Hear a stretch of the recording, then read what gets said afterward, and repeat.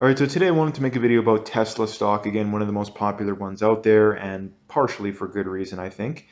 And the first thing I'll preface this with is I think Tesla does have a lot of potential, but when it comes to a stock like this, there's a glaring problem, right?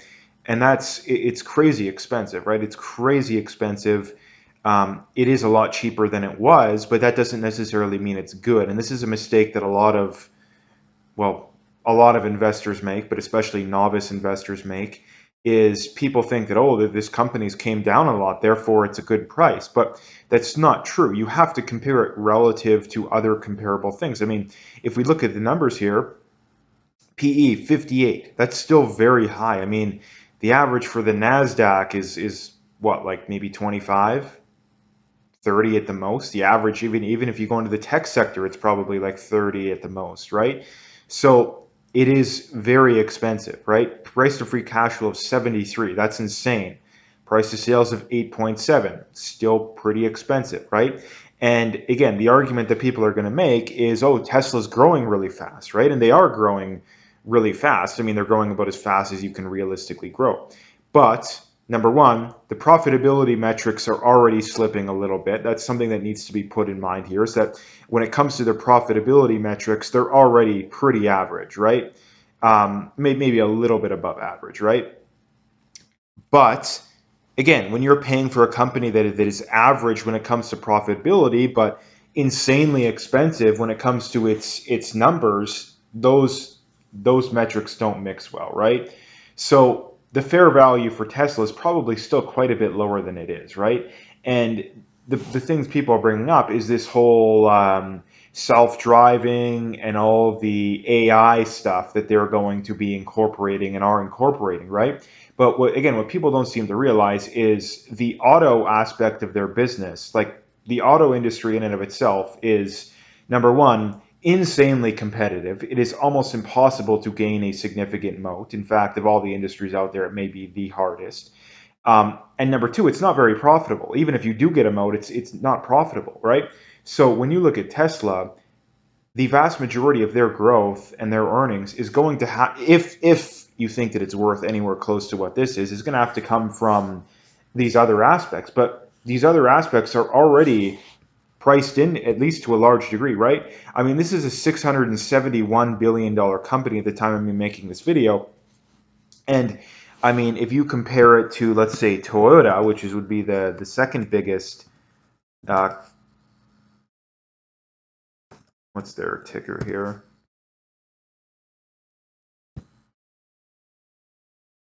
That's not the one. Um, that's in whatever the Chinese number is. I don't know what it is, but one thing I do know is that it's a heck of a lot higher than Tesla, right? And the point is very simple: is that I mean, I think there was at one point where Tesla was had a higher market cap than all the other ones combined, like all the other auto companies combined, right? And that's a glaringly big thing. Like, let's just say, let's be generous and give Tesla, like the auto aspect, a $200 billion market cap, right? That may even be generous. That means that we still have almost, what, almost $500 billion for all this other stuff. Like, that is expensive still, right? So this is the fundamental problem. And this is the problem with way too many stocks out there these days. And a lot of people have learned that the hard way, to a small degree, myself as well, is you need to be really careful with companies that are very expensive, right? Because they are the ones that are going to get hit the hardest when we see a market downturn, which is what we have seen, right? Look at a lot of these frothy tech names, right? This is the problem, right? And again, to be fair, Tesla is profitable and they are growing fast. But again, to reiterate, the problem is how expensive it is, right? I don't think Tesla would be worth buying until it's like probably half of what it is right now, right? Maybe the low hundreds, right? That's where I would think about picking it up, right? That would be what, like a probably 80 to 90% down, right? And you've seen this with a whole bunch of these companies, right? Now, there's companies that are even worse, like the tattooed chefs and Pelotons of the world that aren't even profitable and almost certainly never will be, right? So again, as an investor, what do we want to find in companies? We want companies that are profitable, that are growing, ideally that can have a moat, or are in industries where there's going to be very high demand, right? Now, again, people say, oh, the electric cars, AI, right? There's going to be all this demand. But again, you're leaving out the part to where, number one, it's not a profitable industry. Number two, it's hyper competitive. And number three, how many of these artificial intelligence kind of companies are there out there? There's tons of them, right? So again, I'm not saying Tesla's a bad company by any means, because I mean, if you compare it to some of these other companies that have these very high valuations, I mean, 10 or 20 years from now, Tesla will be around. They almost certainly will be around. But a lot of these other companies probably won't be around.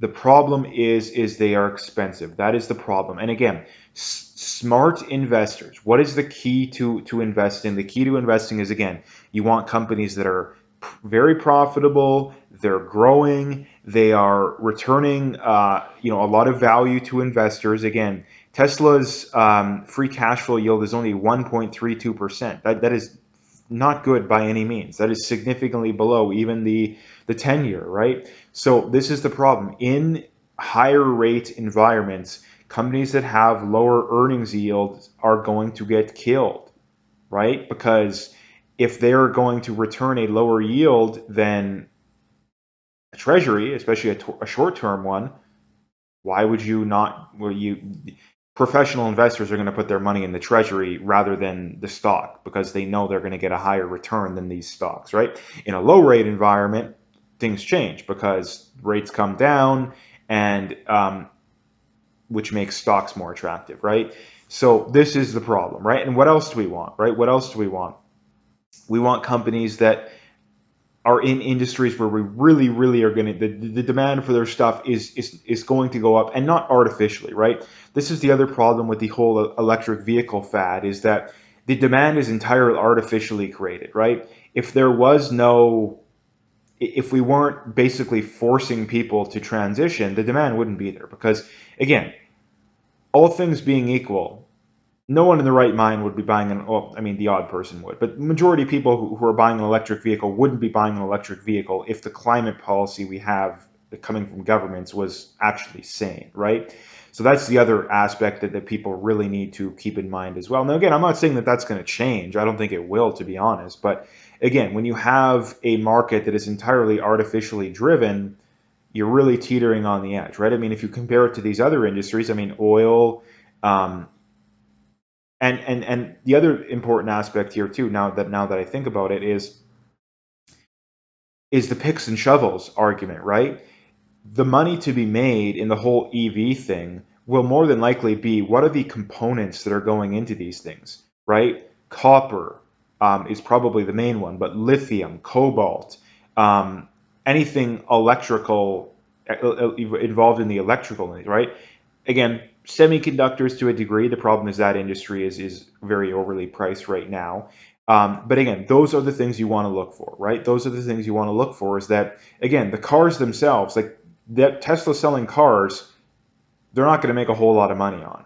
So if you really want to play this EV trade, the real way of doing it is, what are the components that are going to go into it, right? That's where the real money will be made.